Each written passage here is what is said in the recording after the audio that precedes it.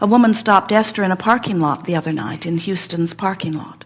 She was driving through the parking lot with her children, and she stopped Esther and said, and the universe delivered her to Esther without Jerry, by the way, because Esther's response to that is different from Jerry's. She said, I have no food for my children, and we are living in our car. And I was wondering if you could spare some money. And Esther said yes, and reached into her purse for a fistful of something. And as she handed it through the window to this woman, she was nose to nose with this little child with great big eyes. And the little child, Esther could feel, was controverted, because Esther knew that the woman was making this up to get money. And the child knew that her mother was making this up to get money. And then her mother said to Esther, God will bless you for this. And Esther said, God blesses me every day. That's why I have a purse full of money. God blesses all of us, Esther said to her. And so maybe this is your blessing. But I don't think it's the money that is the blessing. I want you to know that you deserve a good life. And it's clear you haven't quite figured out how to get it. But you don't have to tell stories to get it. You deserve a good life. And then Esther said to the little girl, you have a very good mommy. She's looking out for you. And Esther saw the lady begin to cry, because she needed much more than the cash that Esther handed to her. Acknowledgement that she could do this, and in fact, in her very unconventional way, was doing it. And then Esther said, life is supposed to be good for all of us. I hope that your life gets better starting right now. And as the woman drove away, Esther thought, I wonder if life will start getting better for her now. And we said to Esther, no, not right now. But a new rocket of desire has been launched within her, because she had a different exposure to experience than she's ever had before under these conditions. Usually she is rebuked and rebuffed, either that or pitied.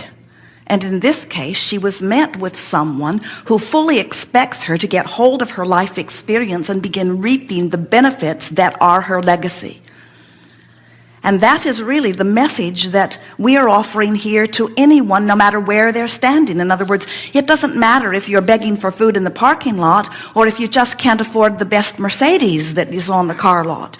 It doesn't matter what the crack is between where you are and where you are wanting to be. The process is the same. You cannot feel poverty and live anything other than poverty, because life experience won't give you anything other than that. Life experience will always bring you the next opportunity to stimulate the next desire. And what this workshop is about is helping you to understand that from where you are, you can get anywhere that you want to be. But it is really just one step at a time. We think sometimes that what happens is you try to take too big of jumps. In other words, if Esther had said to that woman in the parking lot, you should be doing something different with your children, too big of a jump. If Esther had said to the woman in the parking lot, you know, this is not the way to go about anything. There are other ways to go about this, too big of a jump. But what Esther said to her is, by way of talking to her child, you are a good person and you can figure this out. And in fact, you are figuring it out in your way. It was a softer step for her. And she will not reach abundance all at once, but she will never again feel quite the way she's been feeling standing in that place that she's been standing. And we give this to you not wanting to say to you that this is Esther's creation, although everything is co-creation, isn't it? There are teachers and there are students, and then there are students who are teachers. In other words, this is a room full of teachers. We see ourselves as teachers of teachers. But this woman was in a vibrational place where she was ready for that. In other words, otherwise that rendezvous would not have taken place. The way you are rendezvousing in your life experience, in every moment of your life experience, is law of attraction's answer to the vibration that you are offering. It's not somebody doing something to you that you don't deserve. Esther said to this woman, yes, I am blessed, and so are you. We all just have to let it in. Law of attraction's answer to your vibration is what is surrounding you constantly. Law of attraction says whatever you're offering vibrationally, which means whatever I'm feeling about whatever I'm observing, whatever I'm feeling is the indication of what I'm offering vibrationally, and what I'm offering vibrationally is what law of attraction is answering. So if you want to know what your vibrational output is, it's so simple. Look around. Look around the people who surround you. Look around your own surroundings. Look around your environment. But then we must say to you, don't look around your environment in comparison with what other people are attracting. Look around your environment in relationship to what you desire to be there.